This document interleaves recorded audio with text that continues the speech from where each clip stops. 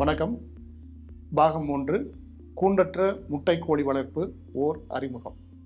இந்த பாகத்தில் கூண்டற்ற முட்டைக்கோழி வளர்ப்பின் அடிப்படைகளை பற்றியும் வெவ்வேறு வகையான கூண்டற்ற முட்டைக்கோழி வளர்ப்பு அமைப்புகளை பற்றியும் நாம் விரிவாக பார்க்கலாம். ஆசிய பகுதிகளில் பண்ணையாளர்கள் மத்தியில் கூண்டற்ற கோழி வளர்ப்பு முறை அதிக வரவேற்பை பெற்றுள்ளது.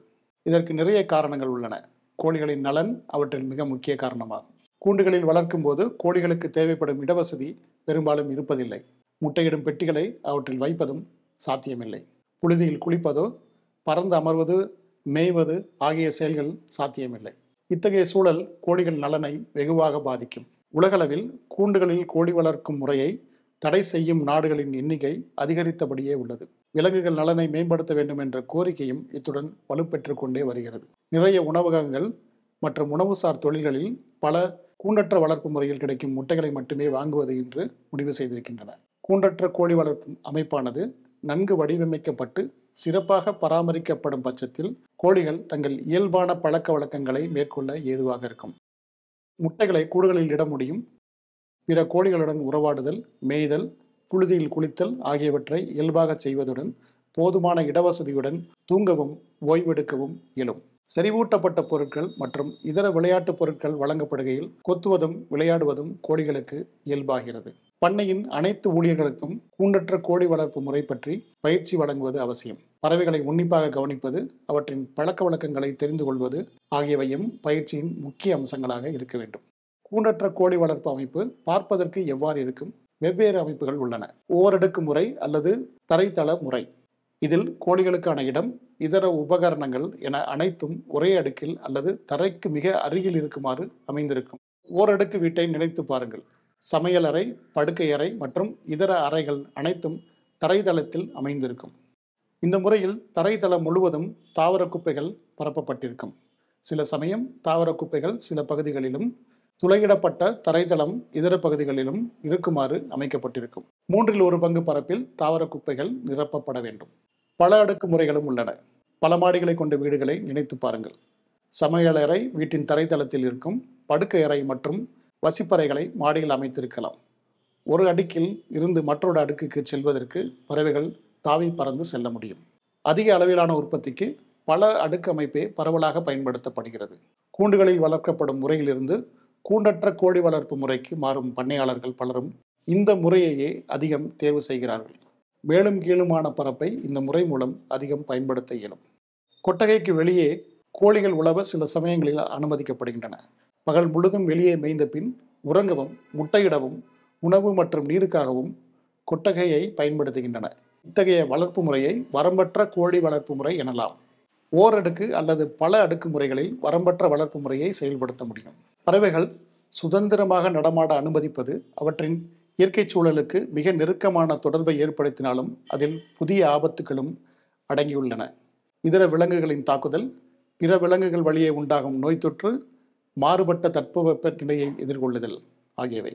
பாதுகாப்பின்மை மற்றும் மோசமான தட்பவெப்ப நிலை ஆகிய சூழல் நிலவுமானால் பண்ணையாளர்கள் தங்கள் கோழிகளை வெளியே அனுமதிக்காமல் இருப்பது நல்லது. கொட்டகைக்கு அருகில் கூரை வேயப்பட்ட தாழ்வாரங்களின் கீழே கோழிகளை மேய அனுமதிக்கலாம். கொட்டகையை விட்டு வெளியேறியதும் கோழிகள் தாழ்வாரத்தின் நிழலில் உலவும் போது கோழிகளுக்கு பகல் வெளிச்சம் கிடைக்கும்.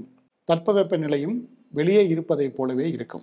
இந்த தாழ்வாரத்தில் தாவர கழிவுகளை பரப்பி நீரும் செறிவூட்டப்பட்ட பொருட்களும் இருக்கும்.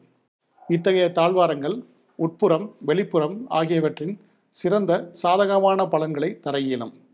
உட்புறத்தில் இருப்பதைப் போல கடுமையான தட்பவெப்ப நிலை மற்றும் இதர விலங்குகள் ஆகியவற்றிலிருந்து பாதுகாப்பும், வெளியே இருப்பது போல இயல்பான செயல்களை செய்ய ஏதுவான சூழலும் கிடைக்கப் பெறுகின்றன. கூண்டற்ற கோழி வளர்ப்பு முறையில் உங்களுக்கு ஏற்ற முறை எது என்று முடிவு செய்யும் முன்பு பின்வரும் விவரங்களை கருத்தில் கொள்ள வேண்டும். தேவைப்படும் பொருட்கள் சந்தையில் கிடைக்கின்றனவா? அவற்றின் விலை என்ன? பண்ணையின் பரப்பளவு மற்றும் அதற்கான இடம் மற்றும் இதர விருப்பங்கள். நீங்கள் ஒரு குறிப்பிட்ட நிறுவனம் அல்லது சந்தைக்கு முட்டைகளை உற்பத்தி செய்தால் அதற்கேற்ப குறிப்பிட்ட அமைப்பை பயன்படுத்த வேண்டும். இதில் நிபுணத்துவம் பெற்ற நிறுவனங்களிடமிருந்து கொட்டகை வடிவமைப்பு மற்றும் கட்டுமானம் குறித்த வழிகாட்டுதல் கிடைக்கின்றன. ஓரடுக்கு, பல அடுக்கு, வரம்பற்ற வளர்ப்பு, தாழ்வாரத்துடன் கூடிய அமைப்புகள் அனைத்தும் கோழிகள் ஆரோக்கியமாக இருக்கவும் நிறைய முட்டைகளை உற்பத்தி செய்யவும் பொருத்தமான சூழலை வழங்குகின்றன. நினைவில் கொள்ள வேண்டிய முக்கியமான விஷயங்கள் என்னவென்றால், நன்கு வடிவமைக்கப்பட வேண்டும், நன்கு நிர்வகிக்கப்பட வேண்டும். சிறந்த கூண்டற்ற அமைப்பின் அடிப்படை அம்சங்கள் பின்வருமாறு: பொருத்தமான இருப்படர்த்தி. பறவைகள் சுதந்திரமாக நடமாடுவதற்கும் இயல்பான நடத்தைகளை மேற்கொள்வதற்கும் போதுமான இடவசதி. நல்ல தாவர குப்பை மற்றும் பராமரிப்பு.